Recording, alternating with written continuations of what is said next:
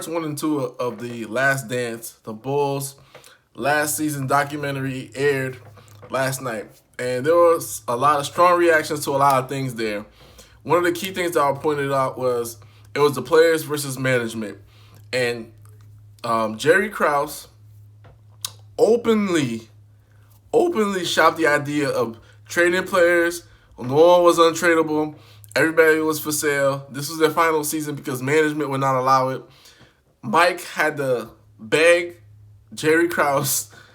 Hey, he had to basically tell him. And this is right after the finals too. This is how disrespectful that management was. They just won the championship in '97, and at the podium when they're celebrating their victory, they're asking about Phil's future and all this other stuff. Instead of celebrating the game and everything like that, they're asking questions about defending the title, will the same team come back, and all this other crazy stuff. The way that management approached everything is why we study history. This is the reason why we study history. Because if you don't study history, it's doomed to repeat itself. This is what goes on behind closed doors now, ladies and gentlemen. See, the owners studied their history. They saw that management going out and speaking about trades openly and stuff like that, it rubs people the wrong way. That's why it put so much pressure to bring Phil back. And Jerry Krause went into the office and he said, hey, I don't care what it is. I don't care if you win a championship, if you win all 82 games, you're not coming back. And that just goes to show you how the power has shifted, because it used to be owners and GMs had all the power. Now it's shifted towards the players, because the players have seen the treatment of even the greats like Scottie Pippen, Michael Jordan. A lot of people don't know this. Michael Jordan was not the highest paid basketball player in the NBA until his last 2 seasons. He never got paid what he was worth. One of the things that a lot of people bring up is the fact that Scottie Pippen signed a deal, 7 years, from 1991 to 1998, 7 years, $18 million. And a lot of people were discussing that. A lot of people were like, yo, this is crazy. How could this happen? Whose fault is it? Who really deserves the blame in a case like this?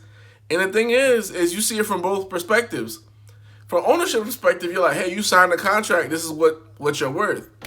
From a player's perspective, he's like, hey, I'm grossly underpaid for what the market value of what it is. They said that he was the second best player in the Bulls. He wasn't even getting paid a top 100 salary in the NBA at all. Herein lies the problem. After the 91 season, profit margins took off. And when Scottie signed the contract, the owner said, you're going to sign this deal. Do not come back to the negotiating table about anything. I'm not sitting with you about negotiating anything. And it just goes to show you how people take advantage of you. So they're willing to give you a little bit, but they're not really willing to work with you, give you 50-50, or give you what you're really worth. The thing about Scottie made him take the deal, and I think a lot of people go through this as well, is not that he didn't see the bigger picture. No one expected the game to balloon and pop the way that it did after that season. Because you guys got to remember, after Magic retired and Bird retired, whoa, Michael Jordan and the Bulls, they're going to boost the ratings and they're going to become like the Beatles and everything like that. So once that happened, out of good faith, ownership should have said, we would be open to renegotiating a deal. But out of being a shrewd businessman that he was, you could kind of see that the way the owner was sitting up and propped it up like a mobster. Even the way he talked, just remind you of a Bugsy Siegel or something like that. He wasn't negotiating shit, because he was like, my profit margin is great.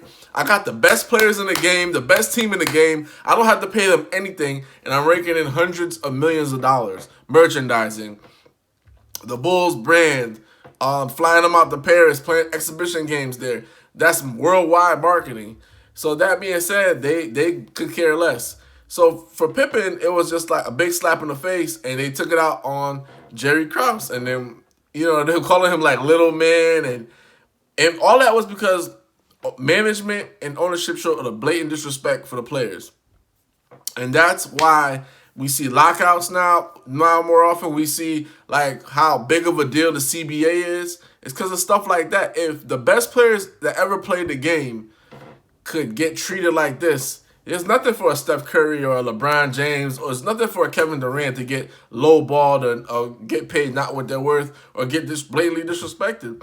But that Pippen deal, a lot of people like take it as crazy. But look, if you got 9 or 10 brothers and sisters, you take care of your parents, you pay for all your parents' bills. Because a lot of minorities, once they get money, they have to take care of everybody in their family. It's not like mom and dad got a pension, they got a job or anything like that. You know, once they hit 60s, 70s, they're really not working. So you are looked at as the primary breadwinner for everybody in your family. Scottie took what he could get, and his logic made sense because a lot of people are like, well, it was too long of a contract. He didn't have the foresight to think. It wasn't like the money was already there. The money wasn't there. the teams weren't as popular at that point in time. They weren't. So if the teams were as popular as they were, he probably would have signed a 7-year, $180 million deal. Or $150 million, whatever at the time is comparable. The money wasn't there. So that being said, he took that deal because he's like, I got to take care of my family. I don't know if I get injured. Now, you guys remember, when they used to play basketball back in the day, at that point in time, it was very physical. People would get hit on the floor. Guys was getting knocked down. You had to be tough to play basketball. It was like a basketball football. And DeMarcus Cousins is a precautionary tale about this. This man tore his Achilles.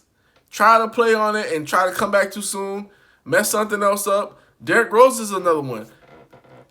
Guys, you lose out on so much guaranteed money that sometimes when a deal comes and you just don't know, like, hindsight is 2020, of course. Nobody thought they was going to be this popular. It wasn't like, hey, they came in already popular.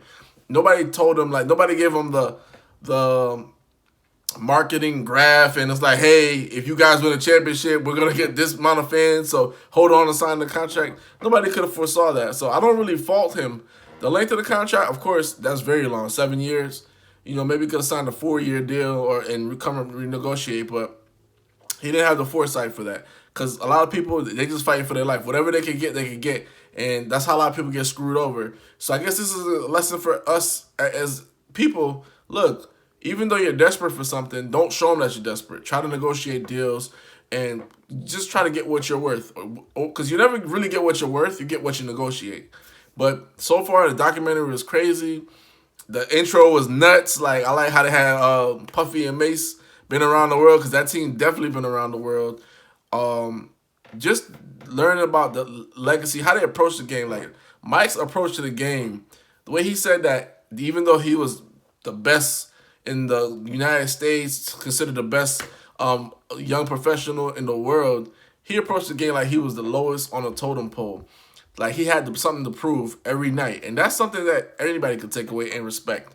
Hoops Junction, where hoops meets hoopla. Like, comment, subscribe.